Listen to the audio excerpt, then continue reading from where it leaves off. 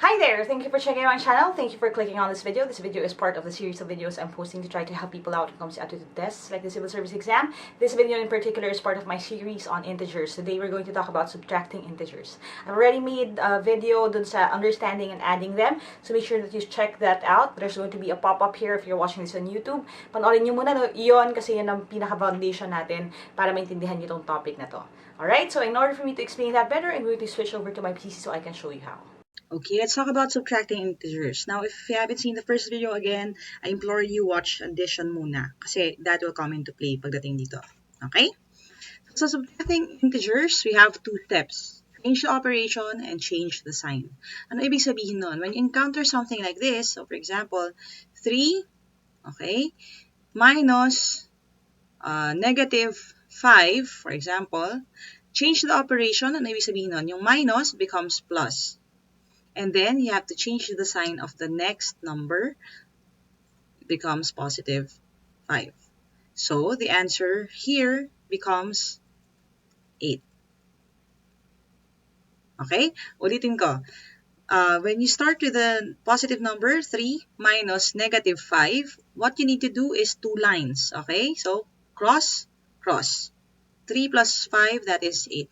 Ngayon, ano yung operating concept nun? Ang operating concept nun is this. Kung pag-usapan natin yung concept natin ng utang tsaka pera, tatagalugin natin yung 3 minus negative 5. Ganito yon. May 3 piso ka. At nabawasan ang utang mo ng 5 piso. So, ibig sabihin nun, yung 5 piso na dati mong utang, hindi mo na siya utang ngayon. So, ang pera mo becomes 8 pesos. Kasi yung dapat mong ipambayad ng utang, naging pera mo na siya. Okay? So again, two steps. Change the operation and then change the sign. I'm going to change yung setup. Magpapalit tayo ng mga sign. And you will be a little bit familiar with this. So for example, you have 5 naman, negative 5 minus 3. Negative 5 minus 3, again, change the operation. So magiging addition and then change the sign.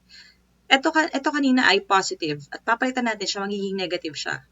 So, negative 5 plus negative 3, again, pag-usapan natin on the first video, i-add lang natin yung number, so you have 8, and then copy the sign dahil pareho sila ng sign. The answer becomes negative 8. Ngayon, bakit ganon? Kasi ang concept niya, again, if gagawin natin siya na dun sa terms natin ng bayad at utang, meron kang utang na 5 piso, at nangutang ka pa uli ng 3 piso. Magkano ng utang mo? 8 pesos. So, ganun yung concept niya. Okay? So, tandaan nyo again, change the operation and then change the sign. So, let's try it out first. Okay? So, sa same sign ng integers, again, same method. Okay? When it comes to this, familiar tayo dito kasi lagi natin encounter yung pareho silang positive number. Ang gagawin, again, change the sign, change the operation, and then change the sign. So, 10 plus negative 5, that is going to give you positive 5. In this second number, again, pareho silang negative. Same pa rin ang gagawin natin. Change the operation, change the sign. So this becomes negative 10 plus positive 5. At dahil ang ating solution dito ay ma-minus mo sila dahil magkaiba sila ng sign. So you have your 5. And then kokopyahin mo yung sign ng mas malaking number which is 10. So that is minus 5. Bakit? Kasi may utang ka, tapos nagbayad ka ng 5 piso. So, ang utang mo na lang ngayon ay 5 piso. Dito, different signs. Again, same thing. Change the operation. Magiging addition, change the sign. Minus. So, negative 10 plus negative 5, dahil pareho sila ng sign, i-add mo lang 15. And then copy the sign, dahil pareho na silang negative, that is negative 15. Okay? Kasi again, may utang ka ng 10 piso, binawasan mo pa ang pera mo ng isa pang 5 piso. So, 15 pesos na ang utang mo. In this case, again, change the operation. Addition, change the sign.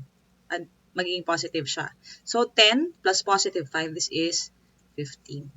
Bakit? Kasi, again, meron ka 10 piso at nabawasan pa ang utang mo ng 5. So, yung dapat mong pambayad ng utang dyan, dadagdag na lang sa pera mo, naging 15. Okay? So, again, if you need to watch this video again and again until you pick up yung pinaka-concept niya, go right ahead. Kasi alam ko marami sa atin ang nakalimutan na to from elementary or high school.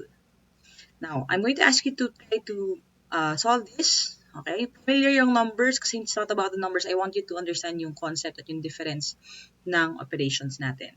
Okay? So, hit pause now.